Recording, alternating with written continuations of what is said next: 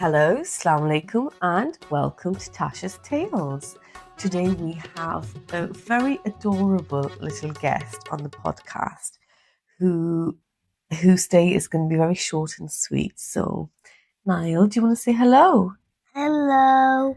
Nael, I just have one question for you, okay? So tell me, what is the most important thing in life? That we look after our friends when they fall over or have a cut. Anything else? No. No, so it's important to look after each other. Yeah. Yeah, thank you. How adorable was that? That was my little boy who's 5 years old, and what I love is the innocence in children, yet they come out with some of the most wonderful and valuable lessons in life, like, to him looking after his friends when they have a cut or fall over. Isn't that what life is about? About looking after the people that we love when they are hurt and fall over, whether that's mentally or physically or financially, whatever way it is. So I think that's a really, really wonderful way to start this, because that's the whole point, right? So I wanted to just jump on here and share some reflections and feelings and thoughts because, so far I have shared over 10 episodes and there's been lots of things in the background that have been going on that I just wanted to kind of share and update you on. But also, towards the end of the podcast, I will be summarising the conversation I had with my dad in English, just because quite a few of you messaged me and said, "Oh, I wish, we could have understood what he was saying," and what he had to share was so lovely and important that I do want to share that and put that across. But going back to kind of my experience of doing the podcast so far, I've just been reflecting and I wanted to share some of those reflections because for me, doing travel blogging or Mama in Manchester or now these are all passion projects that I've done, but they've also been quite a therapeutic journey for me. And yeah, so let's be very raw and honest.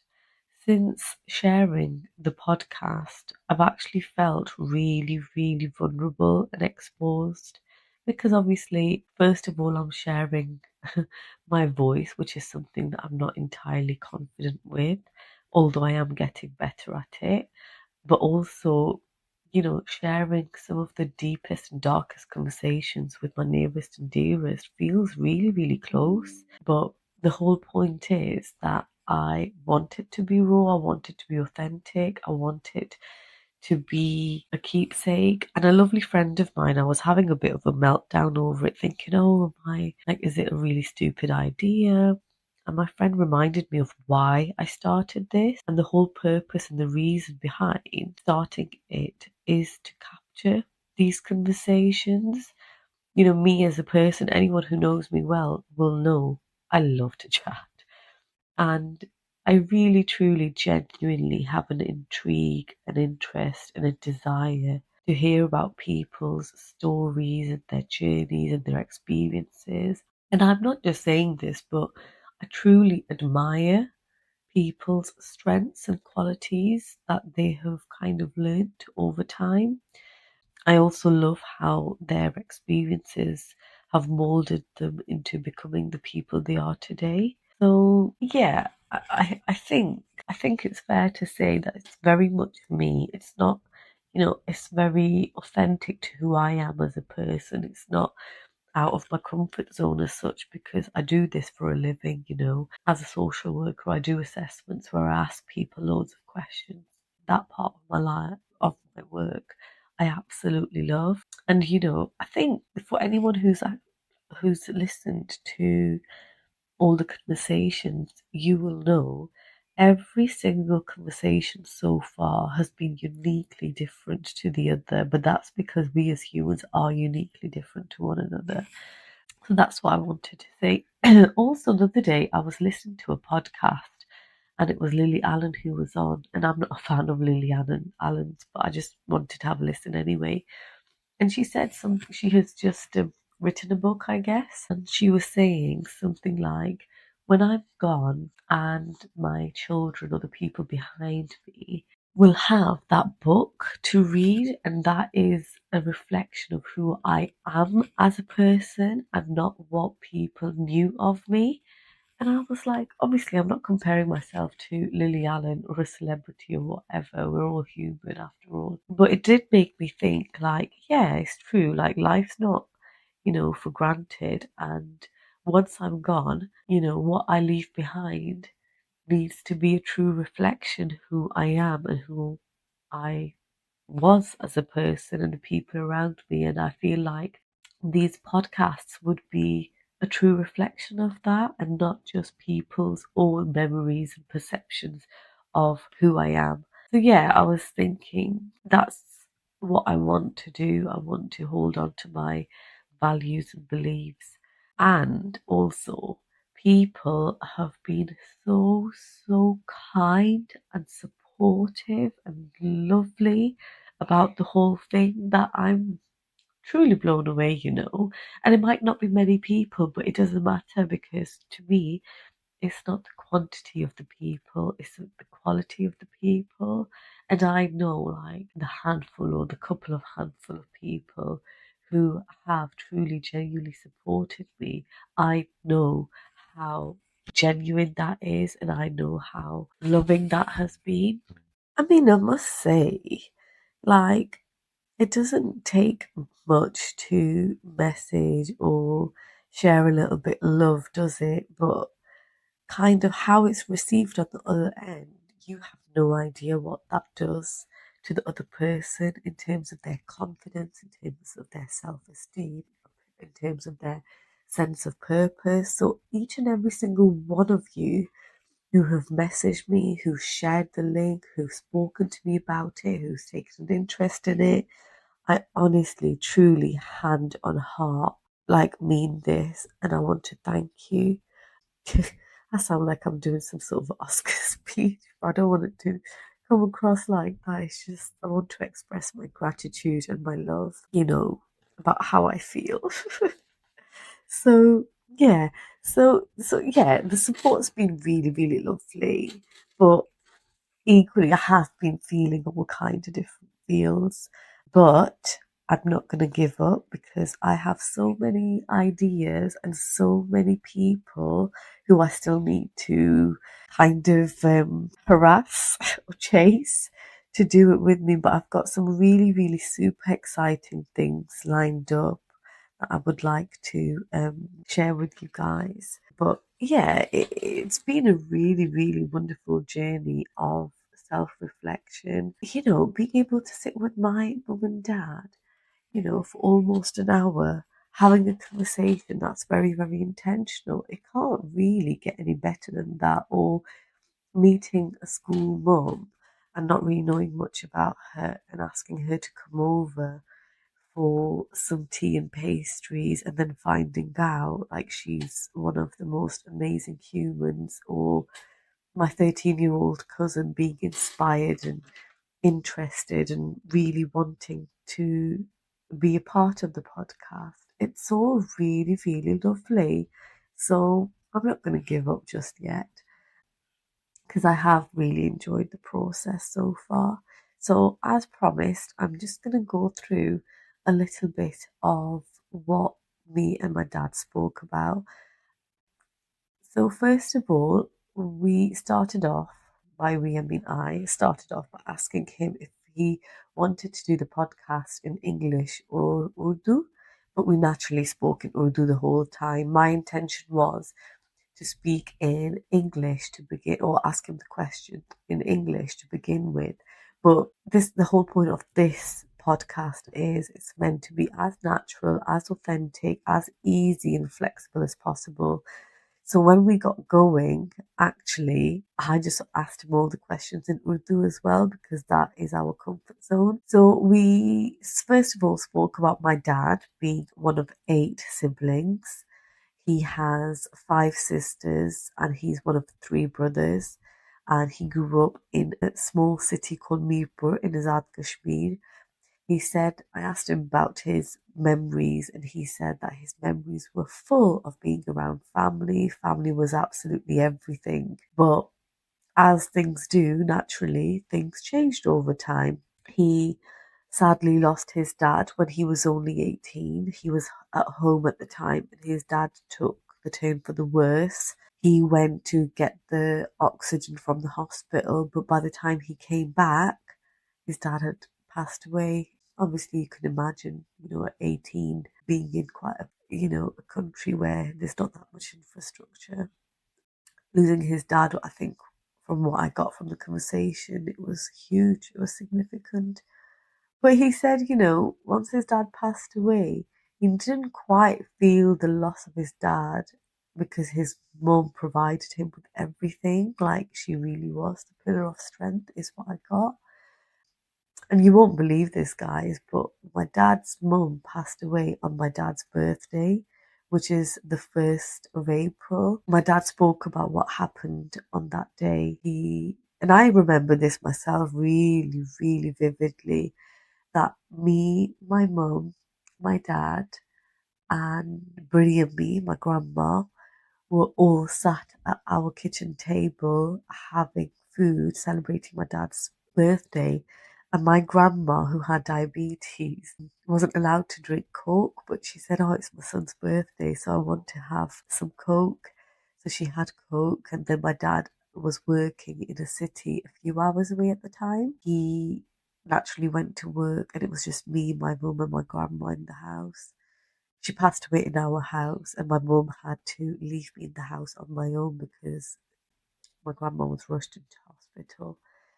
Anyways, none of this was shared in the podcast, but I'm just giving a little bit of a backstory as to what happened. So sadly, yeah, my dad did lose his mum on his birthday, and since then, it's always been a really difficult time for us, to share, to celebrate his birthday and to share that happiness, because with that happiness, we also grieve for her loss. The funny story, my dad did talk about an incident where when he was really, really young, they tried to arrange a birthday party for him. And he said nobody turned up because they thought it was an April Fool's Day. He said after that, they never celebrated his birthday.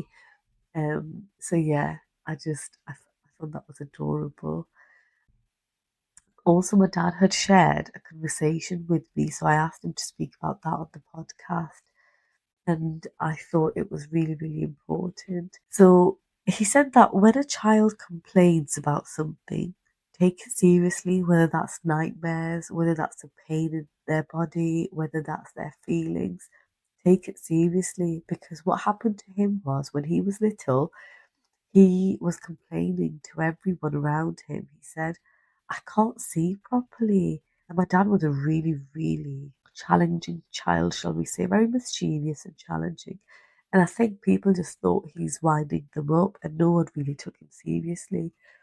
And eventually he begged them and said, listen, I really, really can't see the blackboard. Please take me to get tested. And literally years later, I can't remember how old he said he was, but he wasn't young. He was like 14 or something. Like years later, when they took him to see an eye specialist, they said his eyesight is horrendous. And again, we didn't discuss this in the podcast, but we spoke about it. My dad said that really impacted his education and academic side of things because he couldn't see and no one took him seriously. So he said, please take your children's, complaints seriously. You just don't know what's behind that. And I thought, gosh, that's so true, isn't it? Sometimes like we're so blasé about things, and we'll push a child's feelings or experiences to the side. But it's important that we listen to them. He also spoke about, growing up, they didn't have many toys, but they didn't really need to because they had lots of other things. They didn't have ice cream. Shops weren't doing ice cream at the time, so he never had ice cream, but they did have a little machine at home that they used to make ice cream. We continued the conversation and asked my dad about the most difficult time in his life, on reflection. And he said that losing his parents has got to be the most difficult time. And I asked him what his happiest time was, and he said that his happiest times was always when all the siblings got together, their children got together. Occasions like Eid were super special because, it was time spent with family.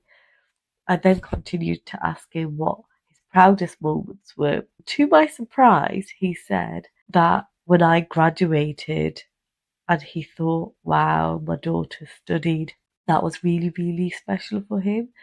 He said he wanted me to get into the medical field, but he realized that I wasn't really into academics, so he just wanted me to follow the path that I wanted to take, and he was just happy that I did my undergrad and I did my masters. So yeah, that made me really, really emotional. Just listening to that because I really truly didn't know that.